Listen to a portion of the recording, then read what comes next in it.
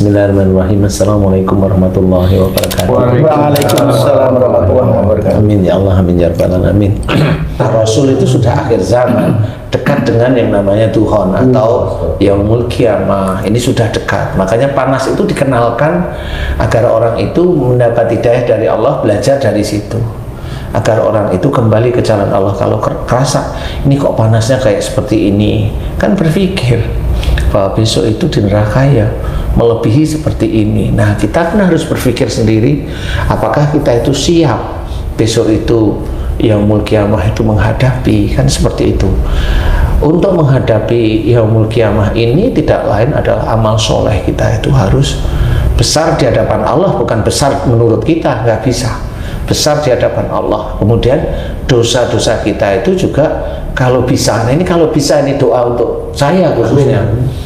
Kalau bisa itu dosa itu kan terkurangi atas izin Allah. Jadi bukan merasa saya nggak punya dosa, kan beda. Kalau saya nggak punya dosa itu kan egoisme manusianya sendiri, kesombongannya yang merasa tidak punya dosa. Makanya banyak ayat-ayat Allah itu menceritakan bahwa itu hidayah atau petunjuk yang memang manusia pada umumnya, khususnya manusia muslim itu harus berpikir bahwa hidup di dunia ini sebenarnya ujian yang harus kita kerjakan. Jadi tidak boleh main-main. Apa yang harus kita kerjakan itu karena Allah semuanya, sehingga nanti mudah-mudahan tidak sia-sia besok pada saat kita itu betul-betul dipanggil untuk menghadap Allah. Umpamanya doa saya menghadapnya itu nanti bareng-bareng lah sama muslim yang lain. Maksudnya apa? Yaitu nanti di akhir zaman itu bareng-bareng aja. Jadi itu udah endingnya orang muslim sedunia, yang nanti akhirnya orang yang non muslim yang hidup, kemudian mulai simbol-simbol Islam itu akan dihancurkan, nggak ada, sudah meninggal, mau jasad itu mau terbaring, mau tidur, mau apa, udah bukan urusan kita, itu urusannya Allah Ta'ala. Baru Allah menurunkan yang namanya kiamat.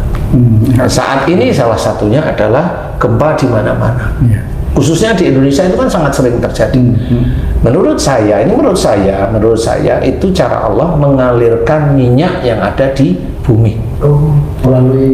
Melalui gempa itu kan begitu, ya kan tetap harus ada ilmu fisikanya, tetap dialirkan gerget. Ya siapa yang alirkan? Ya malaikat aja. Malaikat yang menjaga lapisan-lapisan bumi itu gerget itu dialir-alirkan. Kemudian juga mengalirkan gas-gas yang gambar terbakar nanti di dalam bumi itu dialirkan juga di suatu titik atau beberapa titik sebenarnya. Itu di istilahnya itu, kalau istilahnya itu mau diledakkan itu di mana manusianya itu penuh di situ. Dan nanti juga mulai gunung-gunung berapi itu lava-lavanya juga dialir-alirkan ke titik-titik yang nanti akan menjadi peledak. Insya Allah seperti itu. Maaf Ustaz, tadi menyambung Pak Atom tadi, saya jadi ingat peristiwa pekan lalu Ustaz, itu di Hawaii itu Ustaz, yang semacam ada api yang jatuh dari atas titik dus, kemudian ditimpa oleh angin, kalau tidak salah kecepatannya 130 km per jam itu Ustaz. Akhirnya api merambat ke seluruh kota sehingga habis terbakar Ustaz. Nah, apakah peristiwa semacam itu bisa saja terjadi di negara kita, atau bagaimana kalau kemungkinan itu bisa terjadi, cara mencegah kira-kira gimana Ustaz, kalau dari sisi akhlak kita Ustaz? Kalau memang api itu tidak ada dan memang betul-betul dari atas kelihatan turun kena angin, itu hanya Allah Ta'ala sudah. Jadi Allah akan menyelesaikan masalah di daerah situ. Ada daerah situ yang memang dari sisi menurut perhitungan Allah itu memang harus dibakar lah. Wallahu alam yang mana ya saya tidak tahu, bisa aja memang itu daerah-daerah situ ada sesuatu yang dilakukan yang tidak baik barangkali.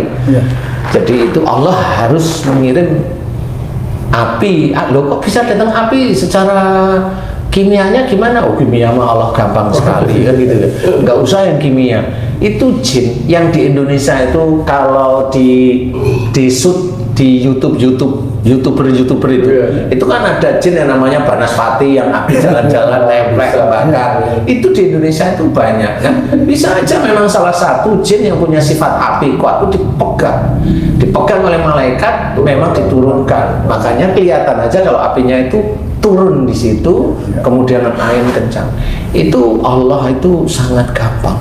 Karena apa? YouTuber itu bisa malaikat, bukan ilmunya itu bukan ilmu yang dari Allah, ilmu dia itu ilmu dari turunan-turunan sebelumnya. Itu aja bisa bertempur dengan api-api yang seperti itu, apalagi Allah, kan seperti itu. Jadi memang ada sesuatu yang diperingatkan oleh Allah Ta'ala kayak Haji Hasan. Kalau saya nggak lihat sih, tapi kalau Haji Hasan bisa diizinkan tahu, memang itu diberita, itu cara Allah ajar.